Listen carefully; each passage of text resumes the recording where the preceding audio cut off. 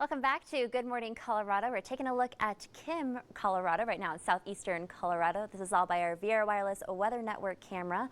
Scattered clouds for now. Bit of a change from those record highs that we saw yesterday. What can we expect? Well, going to toss it over to you, Marty, for the latest on our forecast. Big changes today.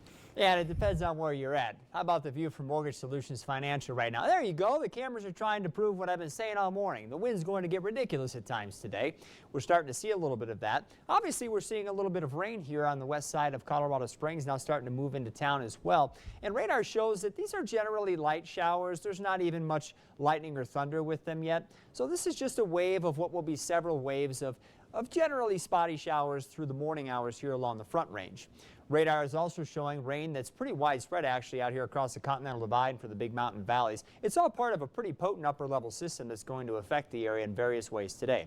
So FUTURECAST has done a pretty nice job of picking up on this first wave of, again, generally benign showers that'll roll through, say, through late this morning. I don't think we'll have to worry about any strong thunderstorms until just a little bit later on. But as we head into the afternoon hours, you see a broken line of showers and thunderstorms break out across the Front Range, and you see some bright colors in here too, including some reds. It's an indication of the potential for some stronger storms.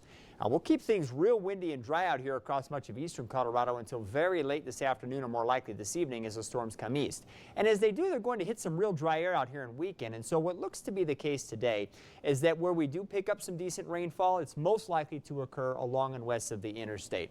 Again, as the storms move east, they just lose some punch, and so we don't expect a ton of rain out here across the plains.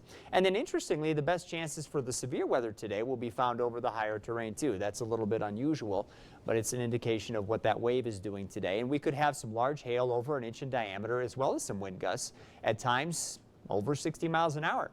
Far eastern plains into the 90s to lower 100s today, so while not as hot as yesterday, still pretty hot. You folks out there on the eastern plains will hang on to your heat longer than we will here along the Front Range, thanks to the scattered showers and thunderstorms. I will expect some 80s and maybe lower 90s along the Interstate 25 corridor.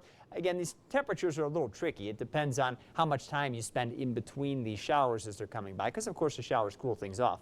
Mountain areas and valleys much cooler than yesterday with a mixture of 60s and 70s. Here goes that line of storms out to the east. As I mentioned, they'll start to weaken, and that becomes pretty obvious here on FUTURECAST through the evening hours. And then during the night, some much drier air will work in. I think when you wake up tomorrow morning, it'll be crystal clear because the air will dry out and the wind will eventually subside here along the Front Range. Many of us will fall back into the 50s, so much more comfortable sleeping weather. We'll still hang on to 60s because I think the wind will be a little slower to die down here over the far eastern plains. But how about the high mountain areas? Falling into the 30s, big valleys into the 40s. So certainly a change from what we've had recently. Highway 115 in Turkey Creek right now, we were looking at a little bit of a shower kind of falling apart there, but you can see it. It's gotten much smaller in the distance. Again, this is just kind of the beginning of what goes on all day today. Today the wind will be worse than it will be tomorrow, but we'll get more of it tomorrow. More fire weather concerns tomorrow as well. And then we get a front that probably means more wind on Monday. Wind, do you hear me say wind a lot in this forecast? Yeah, too much of it the next few days. But we're going to get some real crisp nights after that front goes through next week. Crisp, cool nights. So those are always nice. And I want to see like a lightning show. A little later on today, I think that'll be the case. I've had a lot of people asking me about camping and hiking and all that stuff, and obviously the showers are out there. We don't have a lot of lightning right now, but I wouldn't play with those this afternoon. I think they'll be pretty prolific lightning makers a little later on today. Because people send in some really cool photos to our Facebook page, and it's like, wow. That's good, as long as you're not out on the trail doing it or in a tent trying to do it, you'll be okay. Right. Alrighty, thanks Marty. And for those updates, we'll be right back in just a couple minutes more.